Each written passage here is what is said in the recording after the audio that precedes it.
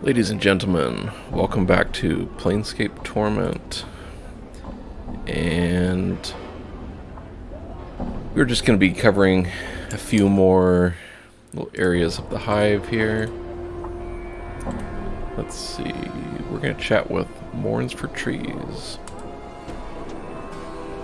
You see a tired-looking, sorrowful old man who is gazing at the ash-dead tree in front of him. He is mumbling to himself and tapping his chin as if trying to figure something out. Occasionally, he shakes his head sadly. Greetings. He seems momentarily startled as you interrupt his train of thought. He speaks in a calm, unhurried tone, but one full of sadness. Oh, greetings to you too, friend. How does this day find you? Does it matter? The man is caught off guard, but then nods assent confidently. Yes, friend, it does. To me, at least. Though that doesn't count for much, it seems. He seems about to turn back to the tree. Doesn't count much? What do you mean? It's a long story, not something the casual passerby would want to stand around for, I'm sure. Let's just say that any efforts I've made to rouse the people here to action have been ignored. What is it you wanted the people to do? I wanted them to... He seems exasperated, frustrated at his loss for words. To care. Is that so much, friend? He looks at you in earnest. Care about what? He pats the tree beside him. It's the trees here in the hive. They're dying, friend, and no one cares. Seeing the look on your face, he holds his hands up as if to silence you for a moment. It may not matter to some, but it's important to me. I feel it's a shame to see the last tatters of life and beauty in this ward left uncared for, to die. Can you understand that, friend? Yes, you're right, it's a sad thing. He seems surprised and blurts out, Really? Wonderful. Perhaps you would... He pauses and seems suddenly suspicious. He recomposes himself, speaking in his usual slow manner. In any case, that's good. I suppose you have some questions for me, no? Yes, I had some questions. He nods, awaiting your question. Why are all the trees dying? Just look at your surroundings, friend. Can you imagine anything having an easy life here? And besides the wretched conditions, the Dabbas rarely come to this part of Sigil. Dabbas? You know Dabbas. Surely you've seen them. They're the lady's servants. They care for the city. Some parts of it more than others, of course. He looks sadly at the tree beside him. Why don't they come here often? The hive's a dangerous place, but that's not it. The Dabbas have the lady watching over them, and no one's foolish enough to tangle with her, friend. I suppose it's really all on account of Fel. Who is Fel? Fel, he's friend, let's just say he's the only Dabbas who doesn't serve the lady.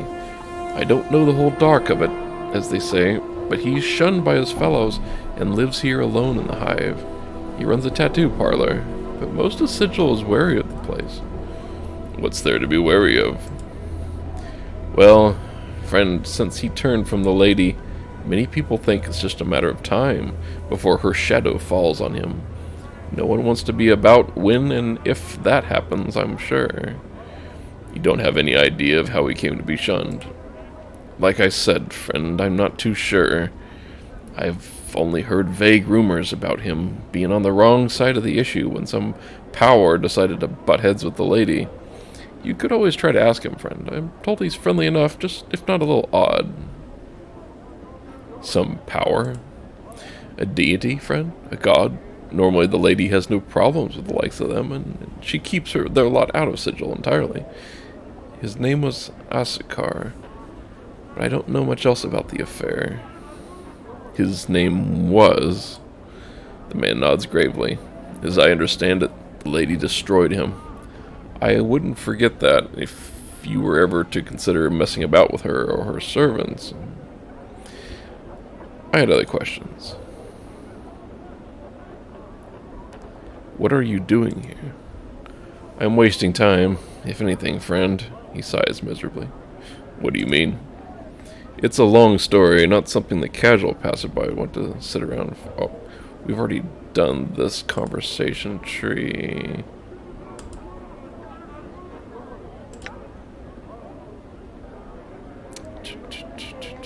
Okay. The trees are dying, no one cares.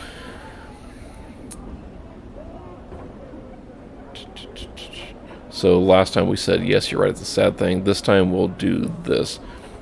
No, I can't. Let's see.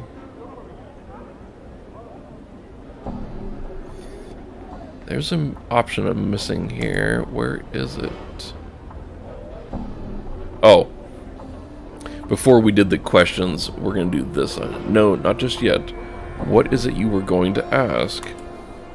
For the first time, the man seems genuinely happy. Beaming, he explains, "It's difficult for anything to survive here. Just look around and you'll see what I mean, friend. I'm not sure if it's possible for the trees to thrive here, even if there was somehow were to get enough light and clean water." Go on. He nods enthusiastically. But enough people care, really want them to live. I just know they'll survive. They'll turn green again and flourish. What? That makes no sense.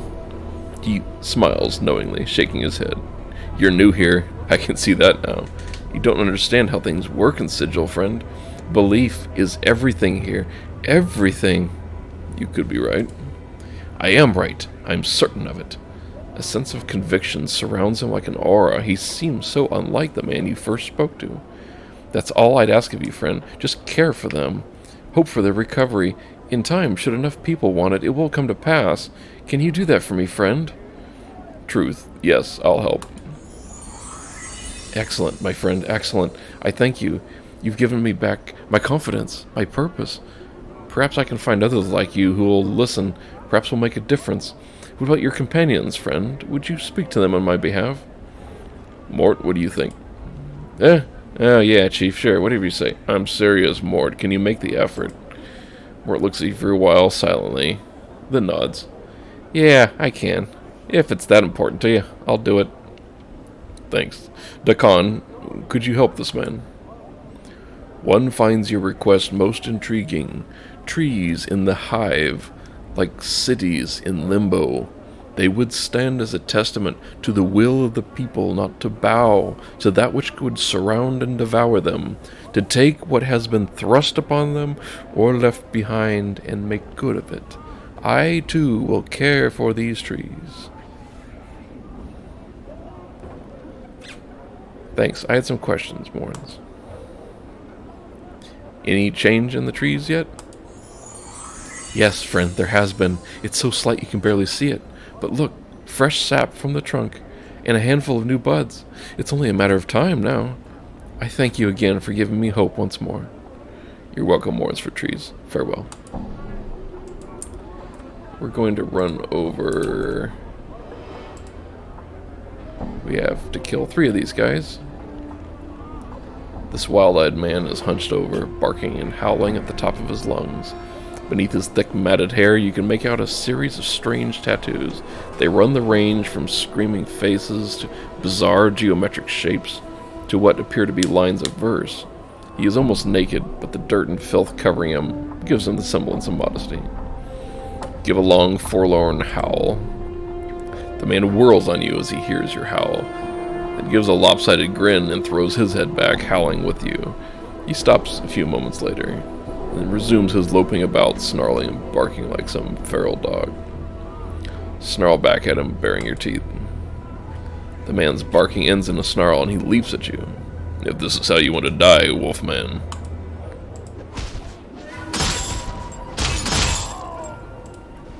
The combat in Planescape Torment is not the best part of it by any means.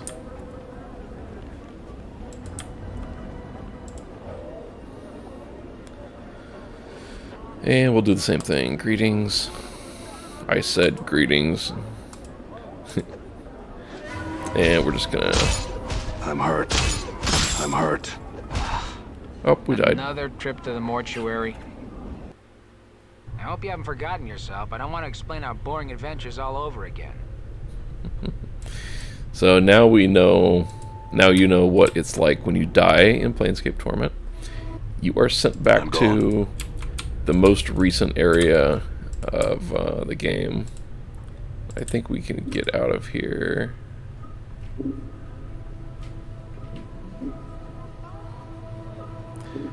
You see a stern-looking man in black robes. He is glaring at you suspiciously. You, state your business. I seem to have gotten turned around in these halls. Are there any guides around who can direct visitors? The dustman frowns. He seems skeptical. There are guides that can direct you to the antechamber. Do not wander the mortuary unescorted. Thank you for your assistance. I will go speak with the guide. And I think we can get out. Let's see. Right here. Done. And then...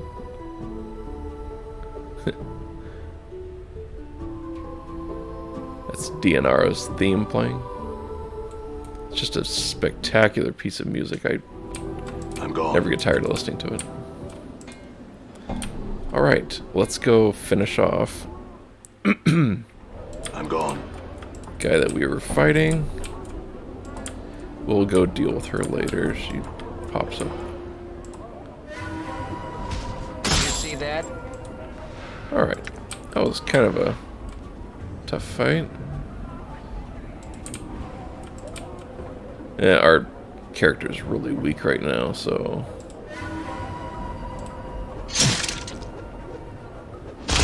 Things true. What's up? You see that?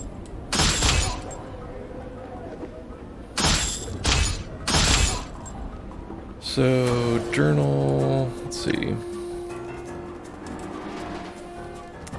Starved dogs barking. We need to kill 3 of them. Done. It's also important to pick up stuff on the ground so you can make some money. Gotta be a starved dog barking thug.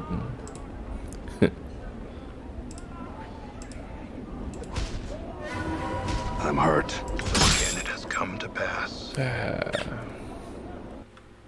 Feels like I've been through a shredder. This is why combat's a little bit of a weak point in the game. It's simply not really well executed, I would say. And so it'd be frustrating with some of the more difficult fights. Done.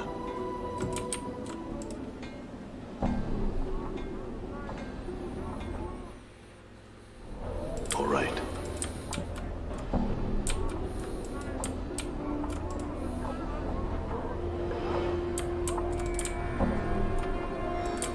Normally what we'll do is send in Mort and have him attack first.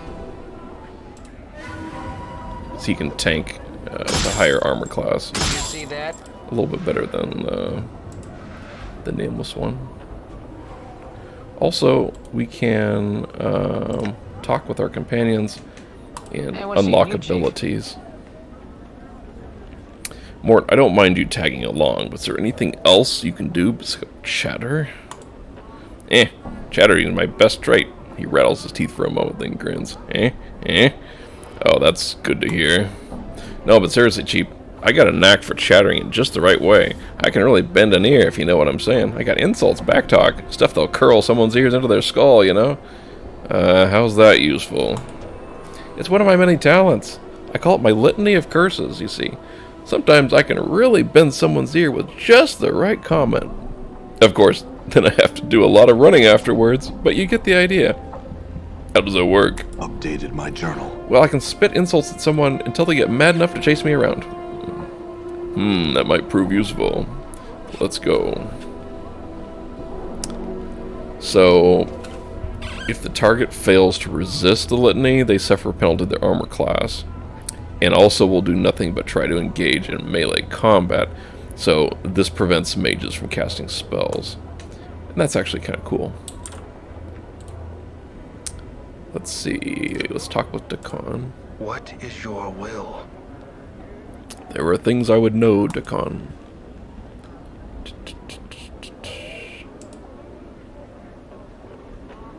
I had some questions about Githzerai language. Can you teach me the ways in which your people speak? Know that the speech of the people has its foundation in history. All things are as story to us. Metaphor is a tool and an inspiration to the strength. Know that when you speak of Turog's table, we remember that Turog was noted for his hospitality and goodwill. When we speak of Sulquant's heart, we recall the lecherous and cruel nature of Sulquant. I understand. Will you teach me? Updated my journal. Dakan teaches you some of the common forms of speech. A wise man is said to have wrote the Book of the Anarchs, while to accuse another of treason is to remember Vilquar's eye. It is said of generous people that their cupboards are bare. Common greetings include Hail, Swordringer, and Zerkai's kin bow to you, to which one should respond, and the traveler is pleased. Dakan is a skilled teacher. After his instruction, you feel capable of exchanging proper greetings with other Githzerai. That's enough for now. Let's move on. So, All right. let's see. I think this is Fel's tattoo parlor. We could pop in and chat with him. Yep, here we go. There's a lot of cool stuff you can get in here. Let's talk to Fel. You see a tall creature with a shock of white hair. Its skin has a greenish cast, and a pair of goat horns protrudes from its forehead. It is dressed in long, flowing robes. Greetings. A series of symbols materialize above the creature's head. The symbols have a slight glow about them, and they just hover there. Mort. Oh, for the power's sake. Piking Dabus.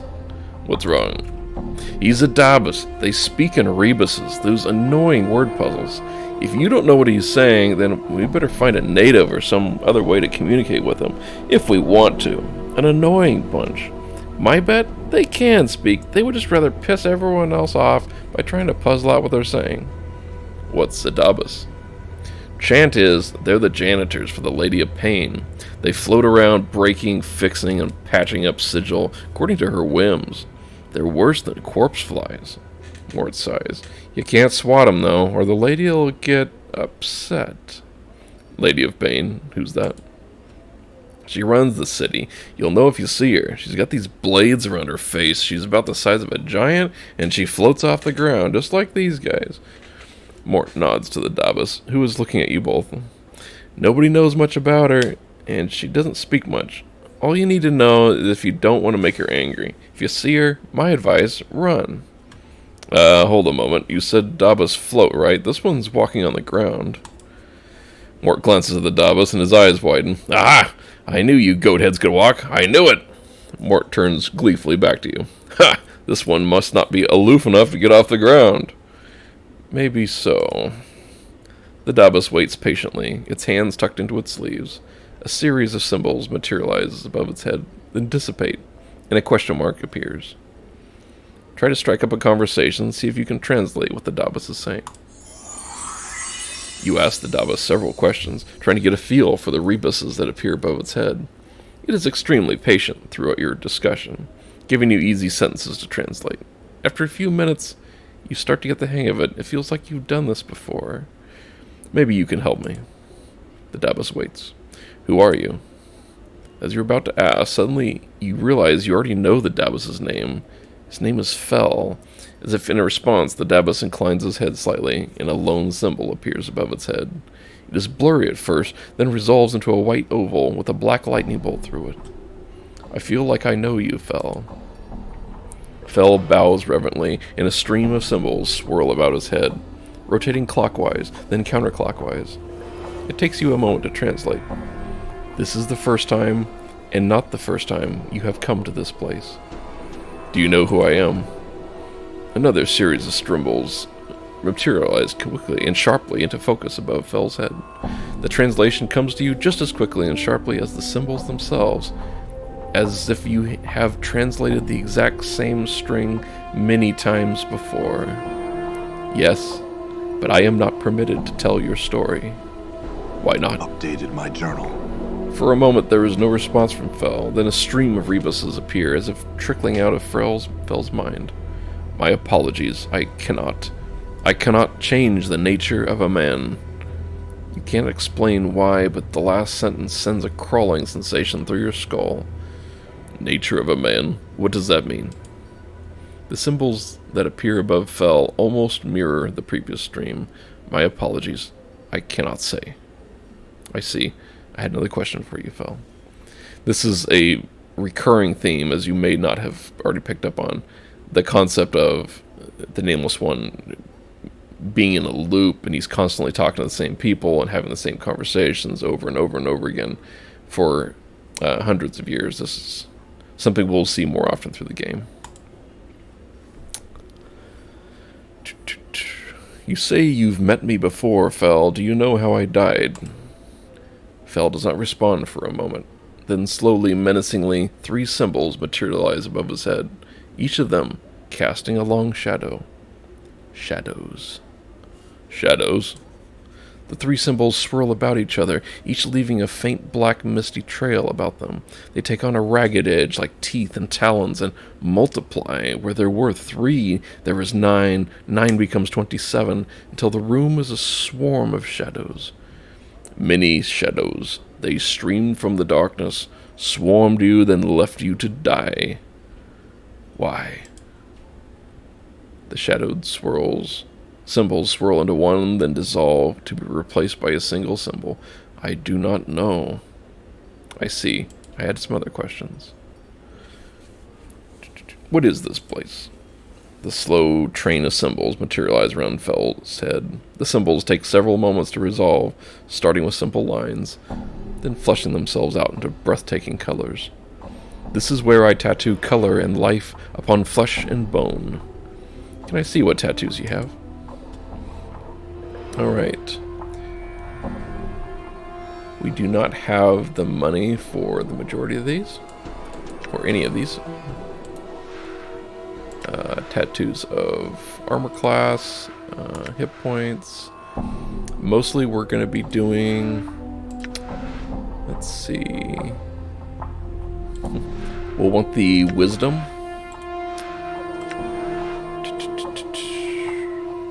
Or possibly intelligence. And since we get some gold, we will pick those up. For the moment, we can't do anything here. That is it.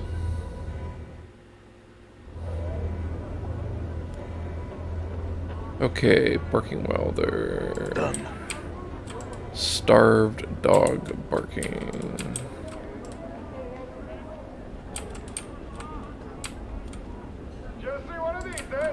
I guess we can talk with her. You see a pretty young woman. Her hair is in disarray. The bodice of her dress is torn. She looks about in desperation and then notices you. Greetings. She runs up to you and grabs your arm. You notice the front of her dress is stained in blood. Help me cut her, please. They're killing my sister. She begins to tug on your arm. Who? She looks around wildly. This drunken man who followed us from one of the taverns. We thought he meant no harm. Please cut her. There is no more time. Help us. Wait, first you said they were killing your sister, now you say he is killing her. Which is it? She stares at you, unsure what to say. I'm distraught. I made a mistake.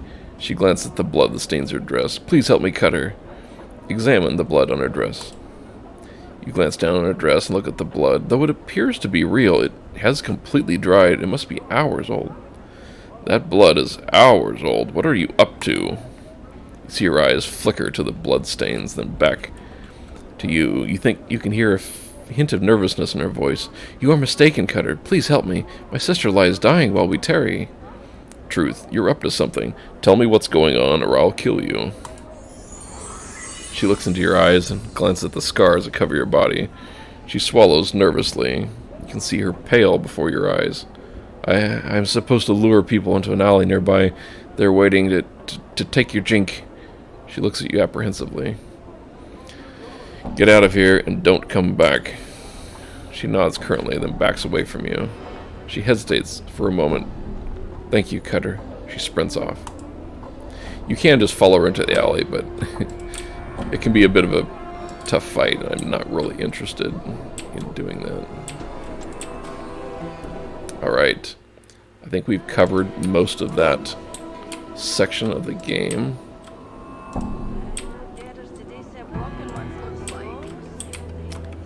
Let's see if we killed enough of those thug members to satisfy Septai. Ah, you again. The woman turns to face you, her lips peeling back in a snarl. You have news for Septai. I found the starved dogs barking, and penned 3 of them in the dead book. Updated my journal. The powers be not blind in their justice this day. The woman reaches into her spider-like hair, draws forth a copper earring. Here you are. A pretty bit it should fetch. This worth 33 coppers at least, I'm sure. It belonged to one of me sisters, but she won't be needing it anymore. Very well. Farewell, Septai. Okay. Let's talk with Ingress. You see Ingress. She is huddled inside her cloak of dirty rags, her teeth chattering. She is glancing furtively about her, as if expecting to be attacked at any moment. Greetings, Ingress. You! She squints at you. What is it you wanted me now? You wanted me to leave. Not leaving the city. No, I'm not. Can't. Tried. It's not a city. It's a prison to everywhere. Ingress, I found someone who can take you back to your home plane. Ingress falls silent. I want to go. I want to leave this place. His name is Kandrian. He should be along shortly to help you. Trust him, all right? Ingress says nothing, merely nods quietly, her teeth clattering and chattering inside her mouth. I'll go back and meet Kandrian at the Smoldering Corpse bar and make sure everything turned out all right. Be strong, Ingress. Updated my journal. Okay. We will finish this quest and then we will wrap up this video because I think it's already getting a bit long. Combat and getting killed tends to add that up. But I wanted to show you guys how it's pretty much impossible to die in this game. It is possible to die, but it takes a bit of effort. So let's go wrap up this quest and call it a day. Kandrian. There we are. Kandrian stands as you approach him. The Tooth Woman wanted you to have these, he says, holding out his hand. She wanted to express her thanks, even out the balance book, as it were, and be done with the damn things. In the palm of his hand are Ingress's dancing teeth. He smoothly deposits them into your hand. Enjoy them, Seeker. Farewell. Updated my journal. Got a nice chunk of experience. And we're still not quite ready to level up. Everyone's getting close. But in the inventory, we can take these teeth, and we're going to hand them to Mort. Hey. Now, we can change the teeth to different type by hitting the U's. You examine Ingress's teeth. You can't shake their resemblance to ivory bugs. You get the feeling that they are looking at you expectantly, awaiting some command. I want you to do piercing damage. The teeth elongate into sharp fangs. Only in Planescape Torment can you talk to teeth and they change. I want you to do crushing damage. The teeth shorten and become blunt. I think there's a way to make them do magic damage. I think they have to level up. Or Mort has to level up while using Ingress's teeth, and then they unlock different abilities. I forgot I had those. Once we get enough intelligence and wisdom, we can talk to Dakan about the Unbroken Circle of Zerthamon. We need to be intelligence 19, wisdom 20, I think, or something like really close to that. So it's not far to go. But we have a few levels, so we'll see what happens. Alright, that's it for this video. Thanks for watching, guys, and we will see you next time. Thanks.